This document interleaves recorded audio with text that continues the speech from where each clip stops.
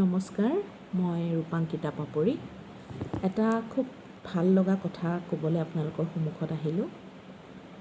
আপোনালোকে আমি সকলোৱে জানো যে এটা সুস্থ সংগীতে বা এটা ভাল লগা শান্তি দিয়া গীতে মানুহৰ পজিটিভিটি বঢ়ায়, ভাল চিন্তা কৰা শক্তি বঢ়ায়। আৰু তেনেকুৱা এটা গীত হৈছে দূৰ বহু দূৰ।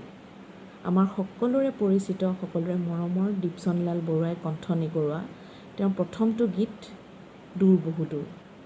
গীতটিৰ কথা হৈছে প্ৰাচুৰ্য তালুকদাৰ, সংগীত পল্লৱ তালুকদাৰ আৰু গীতটি জানি কণ্ঠ নিগৰাইছে দীপচনে।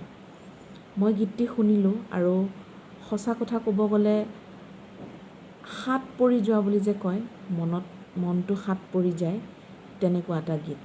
আপোনালোকেও শুনক আৰু অনুৰোধ কৰিছোঁ আপোনালোকক শুনিবলৈ আৰু কাৰণ এটাই যে এই গীতটিয়ে আপোনালোকৰ পজিটিভিটি বঢ়াব আৰু আপোনালোকৰ অন্তৰখন সাত পেলাব। ধন্যবাদ।